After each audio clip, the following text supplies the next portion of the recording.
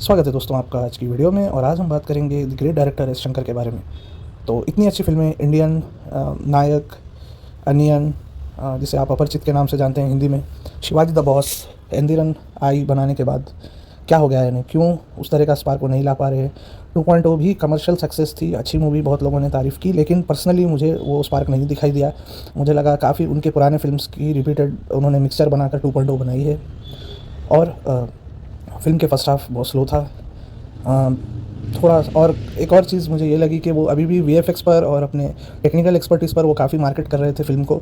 तो मुझे लगता है उन्हें इन फ्यूचर उन्हें इस तरह का काम नहीं करना चाहिए। देखिए, आजकल की जो ऑडियंस है वो सैटिस्फाई नहीं होती है। जब एंदिरन आई थी हमें पर्सनली बहुत खुशी हुई थी। और वो ज़माना अलग था। 2010 में सभी ने कहा कि देखिए, हम भी अच्छा वीएफएक्स बना सकते हैं, शायद वर्ल्ड लेवल का ना हो तब भी ग्रेट वीएफएक्स है, और सभी ने तारीफ़ की और उसकी वाहवाही की। लेकिन अब गेम चेंज हो चुका है। आजकल के बच्चों को ये चीज़ें नहीं समझ आती, क्योंकि वो बड़े हो रहे हैं हर जगह के, दुनिया के हर जगह के एंटरटेनमेंट के साथ। तो उनको वीएफएक्स वगैरह वो काफ़ी टेकन फॉर ग्रांटेड उसको लेते हैं। एवोल्यूशन उन्होंने उस तरह का वीएफएक्स का देखा नहीं है। वो शायद बाहुबली वगैरह के ज़माने से वो फिल्में देख रहे हैं, नए जो आजकल के बच्चे हैं। और उनसे अगर आप कहेंगे कि देखिए मैंने वीएफएक्स में इतने शॉट डाले हैं, इतने टेक्निकल मैंने प्रैक्टिकल सेट बनाया है और इस तरह का, तो वो उससे वो कन्विंस नहीं होते हैं। उनको स्टोरी दमदार चाहिए और उस तरह की मूवी भी चाहिए। वीएफएक्स भी फिर वर्ल्ड लेवल का वीएफएक्स चाहिए।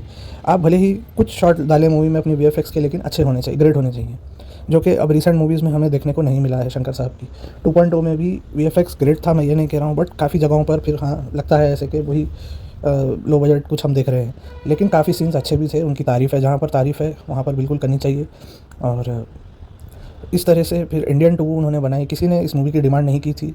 खामा-खा के इंडियन 2 और इंडियन 3 भी अब वो बनाने वाले हैं। आई थिंक बन गई है या बन रही है, बनाने वाले हैं वो फ्यूचर में। 2025 में शायद रिलीज़ होगी। तो वंस अगेन इतने साल के बाद आप सीक्वल बना रहे हैं बिलवड क्लासिक का, और अपनी ही क्लासिक की आगे की स्टोरी आपने ख़राब की। और ना सिर्फ ख़राब की, बल्कि ऑडियंस को ये क्या सज़ा दे रहे हैं कि आप उसको 2 पार्ट में बता रहे हैं। एक इंडियन 2 बना देते, उतना चलिए एवरेज भी मूवी होती शायद, बट इतना एक्सटेंड किया कि उसकी 2 मूवीज़ बनाने की क्या ज़रूरत थी। और नेक्स्ट जो इनकी मूवी आ रही है रामचरण के साथ, आ रही है गेम चेंजर करके।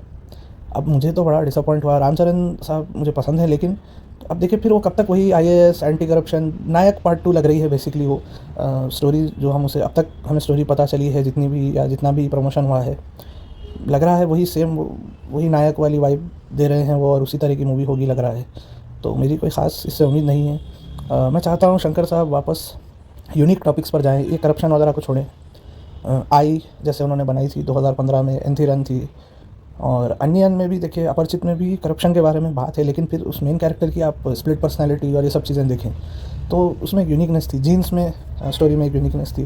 तो हम उम्मीद करते हैं कि इस तरह के यूनिक पॉइंट ऑफ व्यू को वो फिर से एक्सप्लोर करें आगे चलकर अपनी फ़िल्मों में, और सिर्फ करप्शन, प्रैक्टिकल सेट, वीएफएक्स और इस तरह की चर्चा पर मूवीज़ ना बनाएं।